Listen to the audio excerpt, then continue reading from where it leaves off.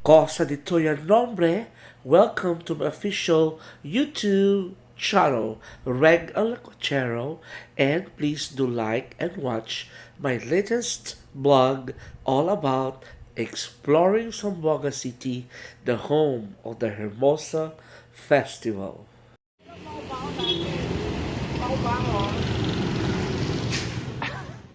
Okay, mga higala, ladies and gentlemen, so welcome to our first stop here at Zamboanga City, the famous Masjid al-Islamiyah, the Rainbow Mosque. Okay, tingnan nyo naman guys, napakakulay ng mosque na ito. So, perfect kaayo sa mga pictorials natin. So, if you wanted to have pictorials, come and visit the mosque.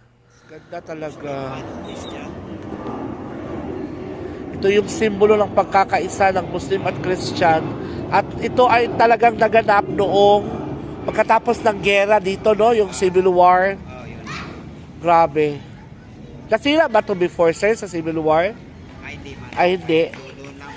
After doon, talagang pinantahan. Sino gumasto, sir? Kayo lang ambag-ambag. Ganda. Masjid al-Islamiyah, also known as the Rainbow Mosque, can be found in Barangay Santa Maria along Tumaga Road in Zamboanga City. The mosque was repainted sometime after the Marawin siege in 2017 as a tribute to the fallen heroes. It was painted in vibrant colors as a call for peace and unity.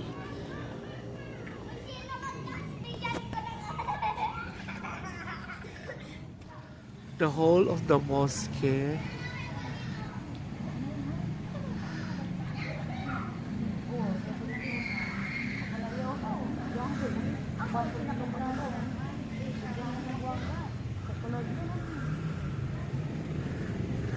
Sige, Day. Pictorials tayo, Day. Good afternoon, ladies and gentlemen, especially to the Cagayanos who are watching my vlogs. Oh, napaka-timing. Swerte. Nag-prayer. May prayer. Nag-timing ako sa prayer. My God, Amen. Thank you.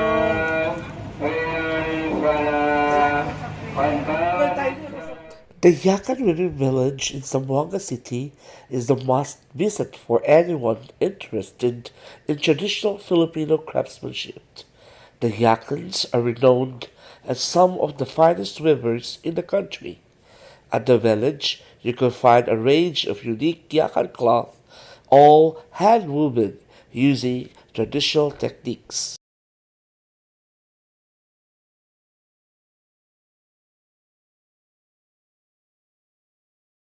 The Yakan village also offers a variety of other cultural items, including brasswares, antiques, traditional Muslim swords, wood carvings, pottery, ceramics, and shell trinkets.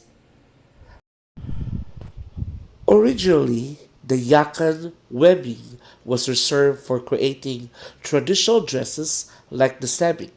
However, due to growing interests from both local and international visitors, the artisans have expanded their craft.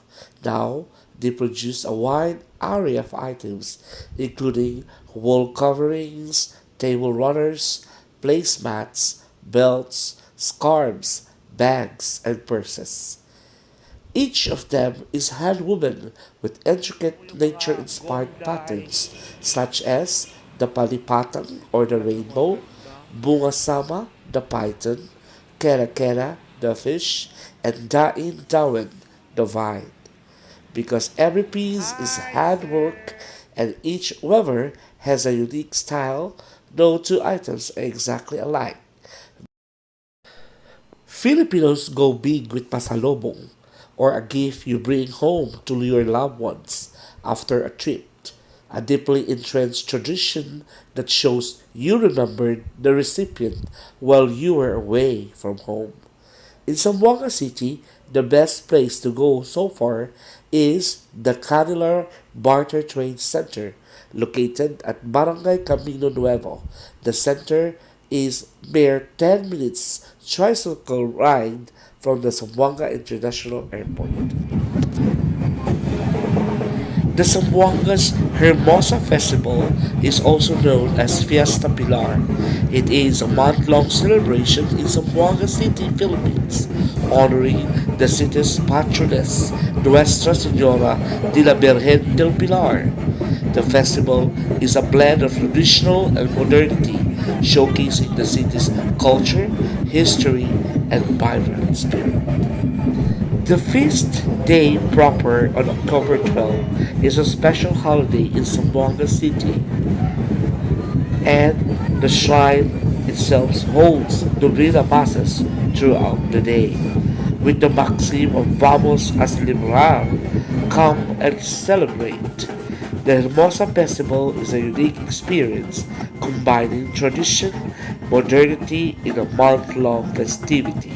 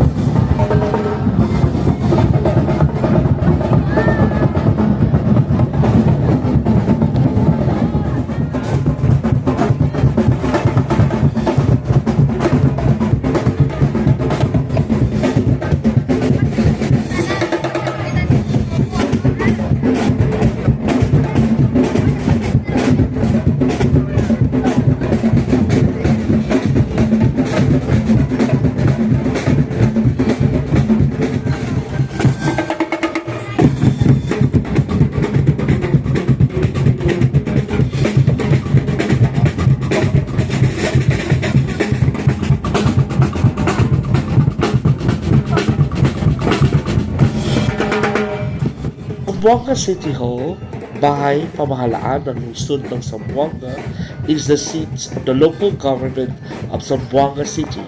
The National Historical Commission of the Philippines considers the City Hall building as a National Historical Site.